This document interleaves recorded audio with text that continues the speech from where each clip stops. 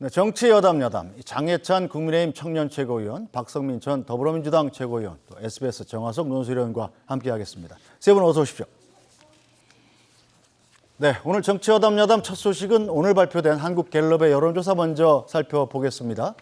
윤 대통령의 직무수행 평가 추이부터 먼저 확인해 볼까요? 한국갤럽이 지난 11일부터 13일까지 조사한 결과인데 윤 대통령의 직무수행 긍정평가가 32%였습니다. 부정평가는 57%를 기록했는데요. 한 주 전보다 긍정평가는 6%포인트가 내려왔고 부정평가는 3%포인트가 올라갔습니다. 자세한 여론조사 결과는 한국갤럽 홈페이지 및 중앙선거여론조사심의위원회 홈페이지를 참조해 주시면 되겠습니다.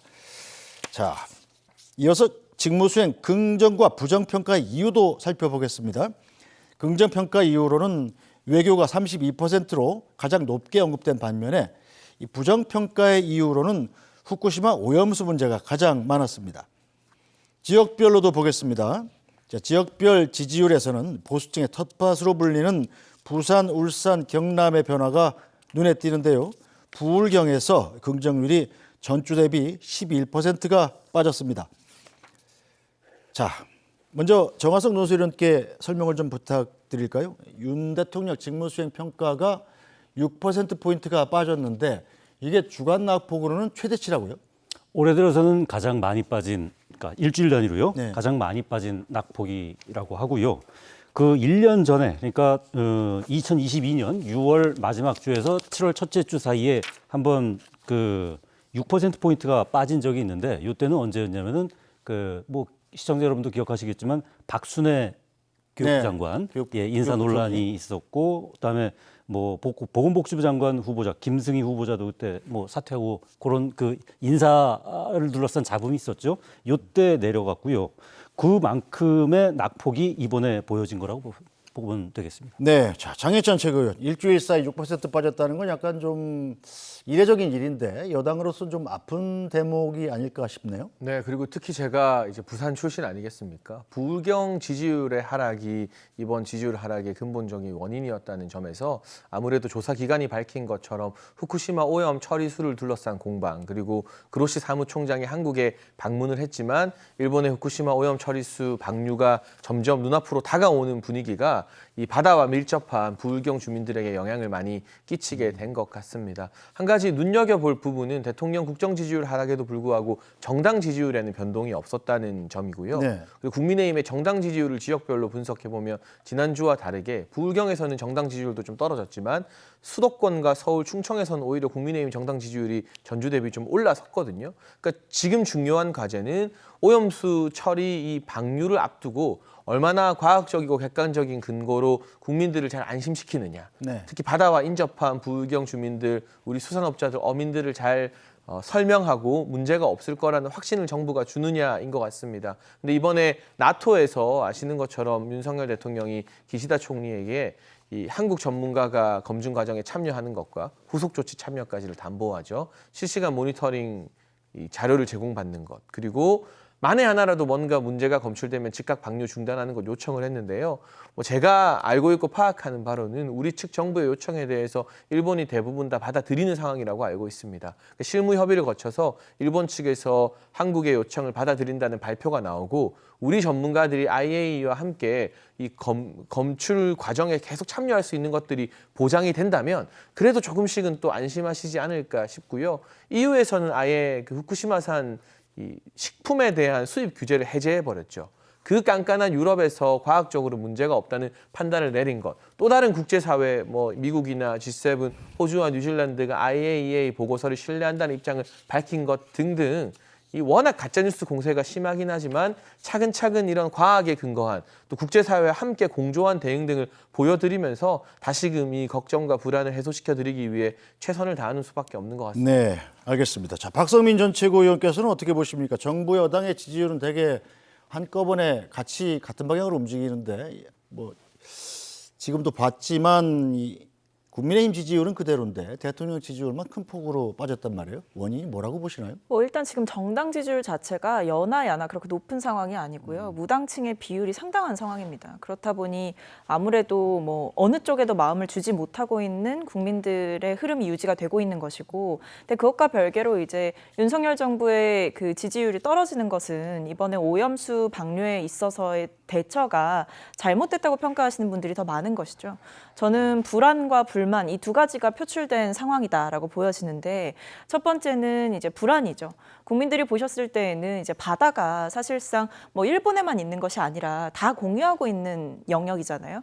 그러다 보니까 어민들 같은 경우에는 경제적인 부분뿐만 아니라 뭐 국민의 안전과 생명 이런 부분에서까지도 불안함을 저는 분명히 느끼셨을 거라고 보고, 더 나아가서는 이번에 뭐 윤석열 대통령께서 몇 가지 이제 기시다 총리를 만나서 요구를 했다라고 하시지만, 사실 제가 봤을 때에는 결정적으로 협의해야 될 사항은 아직 협의를 못 하신 것 같아요. 예를 들면 이제 일본에서 오염수를 방류할 시에 한국인이 거기 가서 상주하면서 모니터링 할 수 있는 권한을 달라라는 요청에 대해서는 사실 즉각적인 대답을 받지 못한 상황이지 않습니까?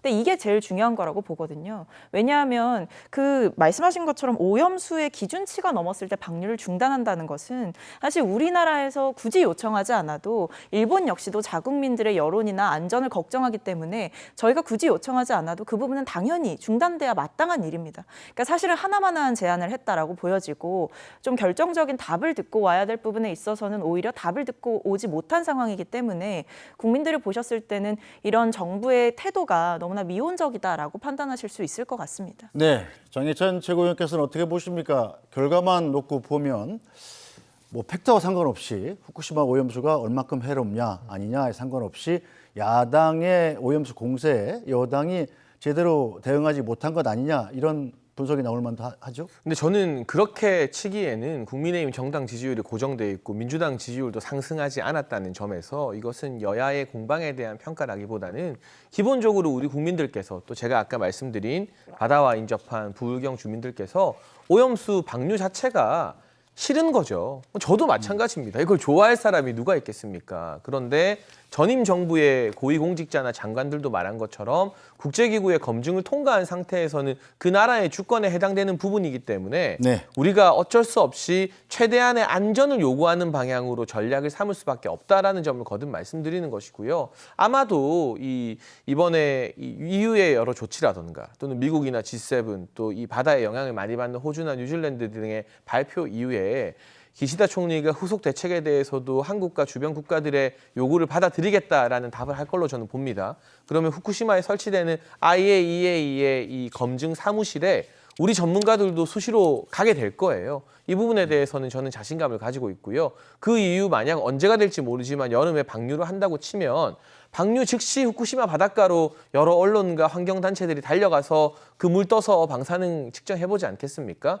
그 부분에서 만약 아무것도 검출되는 게 없네? 라고 나오면 네. 결과로 IAEA가 허투루 검증한 게 아니었구나라는 게 증명이 되는 것이고요. 민주당이 계속해서 4개월에서 5개월이면 방류 후에 우리 해역으로 이 심층수가 온다라는 주장을 최고위 등에서 하고 있는데, 예를 들어 8월 방류하면 5개월 지나면 1월이잖아요. 그때 지금 이미 우리나라에 기존에 90곳이던 곳을 확대해서 200곳에서 방사능 검사를 하고 있습니다. 검출해서 측정해봤는데 아무것도 나오지 않으면 오히려 민주당의 이 선동이 역풍을 맞게 되는 것이기 때문에 지금 당장은 당연히 국민 정서상 싫을 수밖에 없고 정부나 여당에서 어려운 입장에 처할 수밖에 없지만, 저는 이 부분이 우리 대한민국만의 입장이 아니라 국제사회와 똑같은 입장을 견지해 나가면서 과학적으로 검증해 나간다면 결국 이 여러 우려들도 불식될 거라고 보고 있습니다. 네, 뭐 여론조사 결과 한 가지만 더 짚어보자면, 자, 20대 지지율, 저희가 뭐 그래픽으로 준비하지는 않았습니다만 20대 지지율이 18세에서 29세까지 지지율이 8%가 낮아졌습니다. 공교롭게도 박성민 전 최고위원이 지금 이 나이죠? 네, 왜 맞습니다. 이렇게 윤석열 대통령의 국정수행 지지도가 갑자기 20대에서 많이 빠진 거라고 생각하시나요?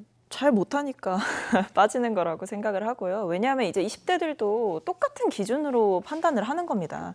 물론 20대들이 민감한 이슈들이 분명히 있겠죠. 근데 그것과 별개로 사실 이 오염수 대응 문제에 있어서 윤석열 대통령이 제대로 대응을 못하고 있다라는 공감대가 분명히 있는 거거든요. 저는 그런 점에서 이 청년들도 반응을 했을 거다라고 보여지고 특히 이제 그런 것 같아요. 이게 윤석열 정부에서는 과거에 이제 제3자 변제안, 그러니까 강제동원 문제에 있어서 제3자 변제안을 채택하면서 이 청년들이 일본 여행도 많이 가고 일본 문화가 굉장히 친숙하기 때문에 일본과의 관계 개선을 하는 이런 정부의 노력을 높게 평가해 줄 것이다라는 착각을 했을 때가 있었습니다. 근데 사실 그런 제3자 변제안에 대해서 역사 인식이 있는 우리 청년들 역시도 굉장히 부정적이었거든요. 이 피해자들의 동의도 제대로 구하지 않고 굳이 우리가 이렇게 피해 기업조차 일본에서 피고 기업조차 제대로 참여하지 않는 변제안을 만드는 것에 대해서 상당히 분노하는 청년들이 많았습니다. 그러니까 그런 것처럼 이게 청년들 역시도 이번에 일본 오염수 방류를 두고 과학이다, 뭐 객관적인 근거가 있다라고 이야기를 하지만 일단 1차적으로는 일본 정부에 제대로 대응하고 또는 항의하는 정부의 모습이 보여지지 않았기 때문에 저는 굉장한 실망을 했을 거라고 생각해요. 알겠습니다. 네. 안녕하십니까. 편사옥입니다. 더 많은 뉴스와 라이브 이벤트를 보고 싶으시면 화면 오른쪽을 눌러서 구독해 보시기 바랍니다. 또 저희 SBS 앱을 다운로드 하시면 속보 알림도 받아보실 수 있습니다. 항상 저희 SBS 뉴스를 시청해 주셔서 대단히 고맙습니다.